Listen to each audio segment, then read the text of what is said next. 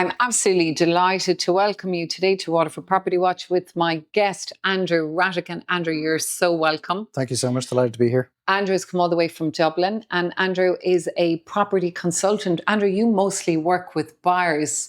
Tell me, how do you help buyers, Andrew, in the current market? Well, I think no better time than now. It's probably a contentious issue. If it's not property, it's health and housing. So I think there's always something to be spoken about. I think by setting up my own agency, I decided to lean into one particular area of the market. And what works well in my position is I have great rapport with agents because I understand what it's like to be on the other side of it. I have deep respect for what they do because they do provide a life-changing service for people.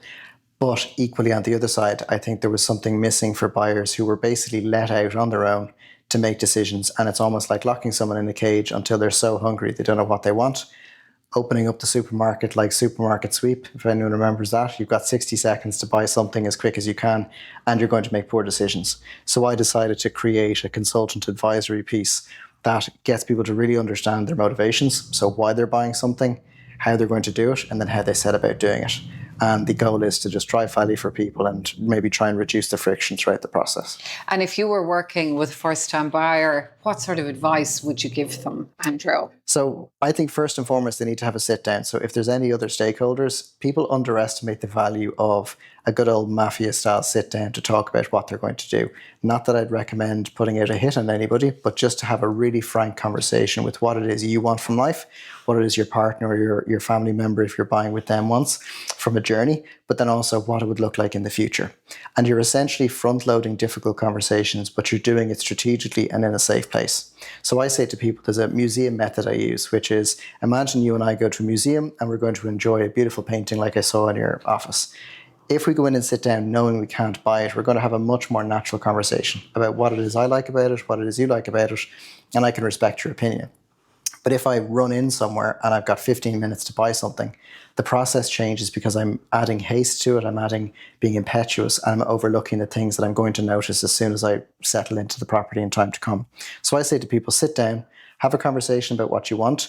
Even if you need a timer, allocate the time for yourself and for the other person involved, if there is someone, to talk through what it is you want.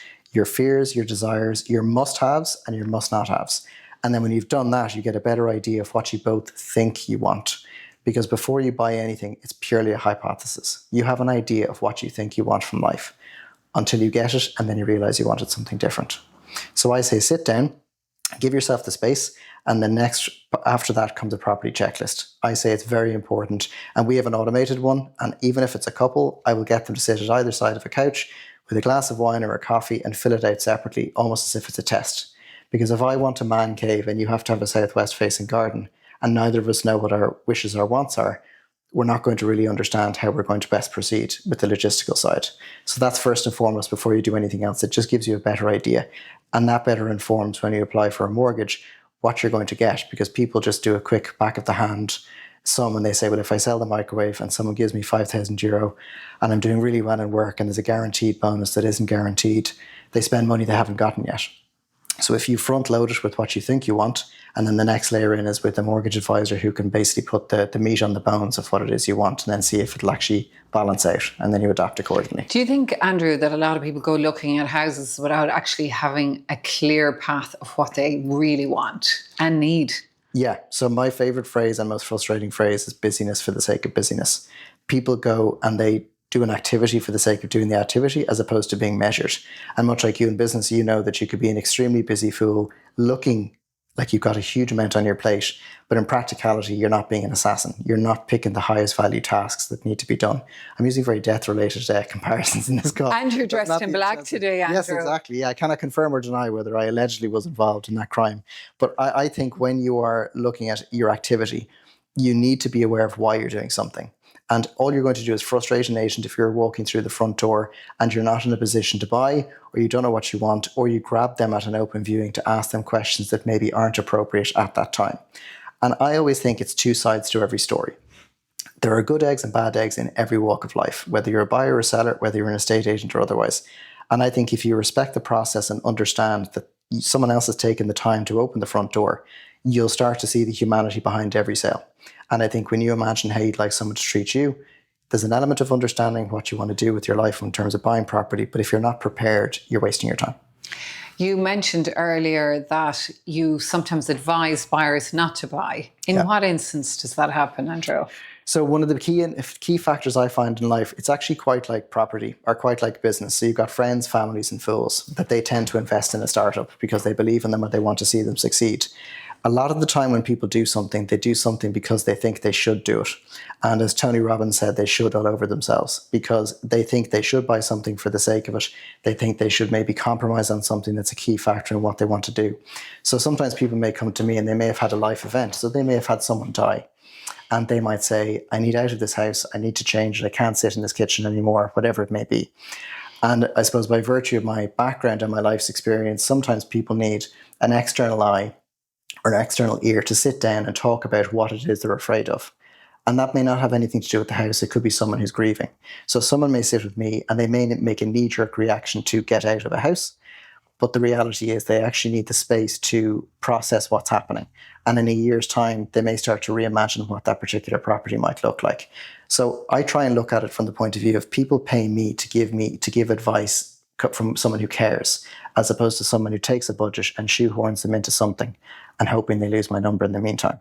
So why I value that is if I went into a hospital and I asked a consultant's opinion, if they tell me what I don't want to hear, I'm not going to spend the rest of the day trying to convince them.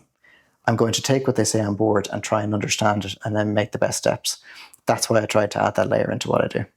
Have you worked with any clients who really changed what their plans were after consulting with you? 90% of the time.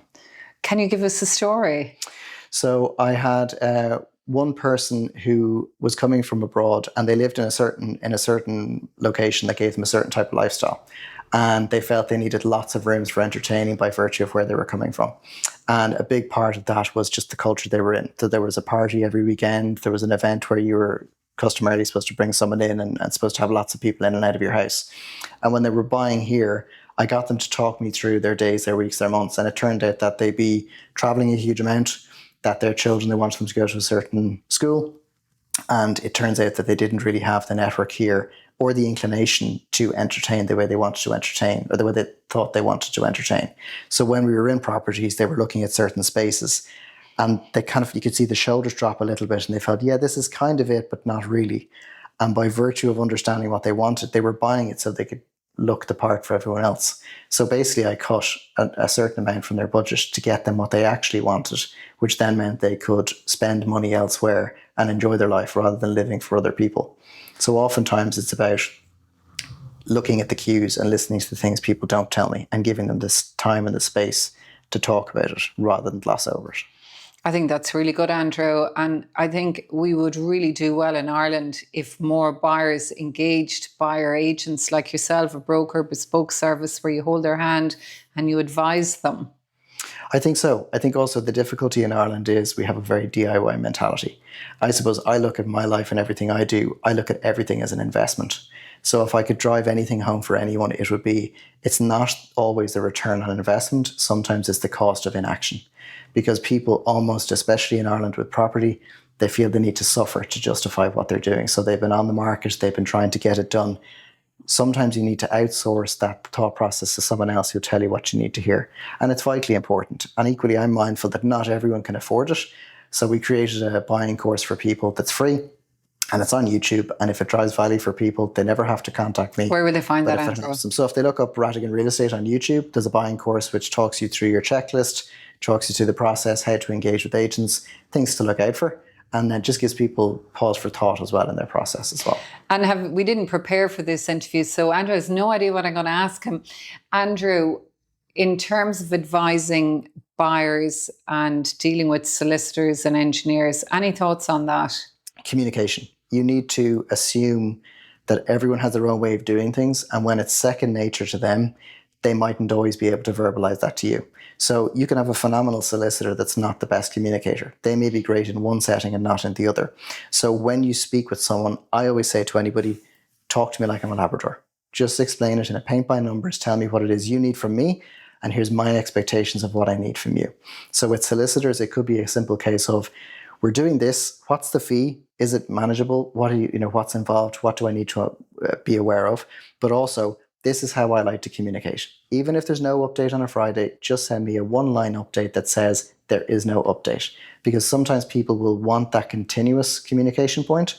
Others will just they'll make a comment that they want to find out when it's done.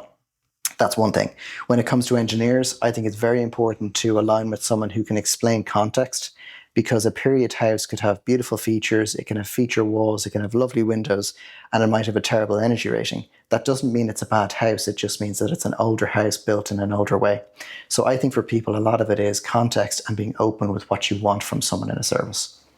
That makes total sense. And I really like what you said about explaining to the solicitor how you want to be communicated. I'm somebody who loves communication, so I would want that update. And the solicitors and the engineers are working for the buyer at the end of the day. It's absolutely reasonable you would lay out your stall at the outset, isn't it? Hugely so. But also bear in mind that in a very busy market, people sometimes have a rhythm to what they do. So a surveyor goes through the motions of assessing a property, they fill a report, they send it on, and they could be looking at 3 to 5 properties a day. But if you don't tell them what level of experience you have and that they're going to help you by taking it a bit slower or explaining things to you in a simpler way, if you don't tell them, they can't help you. So you're better off saying it. We sold a house a number of years ago. It was a 17th century home. The engineer's report was just death by engineer, but I had front load a lot of the issues with the viewers. It'll need a new roof, it'll need insulation, it'll need this, it'll need that. You will need deep pockets, I explained. So there's nothing a surprise.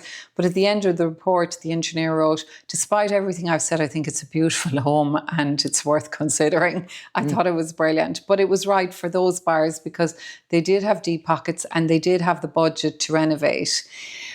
What are your thoughts on the market at the moment, Andrew? I think it's very contentious. I think in some areas it's slowed down a little bit by virtue of people reaching the limit of their budget. I think they've probably maxed as far as they can go and they're pausing and seeing what's going to happen. I think at this point in time, by virtue of the time we're talking, it's during the summer. So it's actually still very active at this time of year, despite previous years where people would switch off.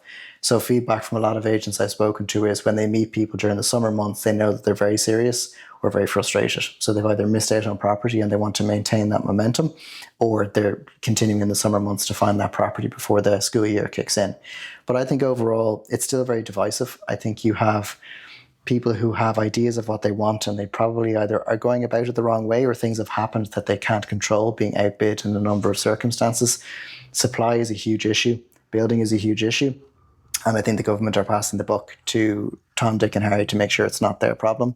But I know from experience of dealing with different developers, they want to build. You have home builders, especially family-owned ones and independent developers and builders that want to build. They want to drive value for the next generation, but they're being hindered by a system that doesn't allow them to do so. And then by virtue of that, the second-hand market just takes the brunt, and indeed buyers who are trying to find that dream home. And these builders that you're talking to, what kind of issues are you hearing from them? So a lot of it is, well, judicial reviews would have been a huge thing. So someone who spends, I suppose if you imagine 30 years ago, my late father, if he was buying property or buying land, he would have built rapport with Regina, who has a site, and he would have said, look, I'm not a shyster. Here's what I'm hoping to build, and I'll drive by in 20 years' time, and I'd like to build, let's say, 75 to 100 houses, and I want families to enjoy it, X, Y, Z. Now you're competing internationally. So you could have a giant investment fund that will never set foot on the ground and they have a huge backing behind them. They could drive the price of land up by 30%. So let's say if I compete with them and I buy it and I have a great vision for what I want to build, I usually have to put it to the side and build what I have to build. So as I'm spending money on that, locals object and then I have to deal with that and go to court. So I could have a viable site that is ready to go within reason. I want to build, I want to get boots on the ground, and I could spend the next 18 months to 36 months in court for a cost of up to 750 grand. And by the time anything happens, it's cheaper for me to leave the site vacant. And I think you have a lot of people that want to build, they're looking at the cost of building apartments, and we're very behind the curve in how we live in Ireland. I think if you meet anyone who's from Europe or the Mediterranean, they will happily live in a well-serviced apartment with great amenities, great space, and they utilise what they have. In Ireland, we still have that legacy of we need 48 bedrooms, 3 sitting rooms, front parking to the front, and a large garden to the back. So there's an element of mindset involved in how we're going to build going forward, and also how we assume we're going to grow. And I think the aging population is also a huge concern of mine, that they don't have a natural place to transfer to, which also has a knock-on effect on supply. Oh, that's a huge issue. That is actually another conversation. Elderly parents dealing with that situation, dealing with navigating the whole caring as they advance further into their older years. There seems to be no plan in the government for the ageing population. Yeah, it's very serious, but we won't finish on that note. It's something that's very close to my heart at the moment. So Andrew, for anyone thinking of buying a property, have you any couple of tips, clear and concise, that they could take away from this video? So my first thing would be absolutely sit down with someone and have a really honest conversation. But you need to say it before you sit down, because if you don't set out your intentions, you're not going to have a clear conversation, and people will get lost and sidetracked on interiors, what the neighbours did. You want to focus on yourself. Secondly, it's a checklist, because that's going to get you clear on what it is you want. And thirdly, if you are going to get anyone to advise you, much like with the services, it could be a family friend or a parent. Again, buy them a coffee and tell them what it is you need from them. Because when you ask people to help you, they want to drive value by talking to you. But if you need them to take notes so you can ask questions, that's more important.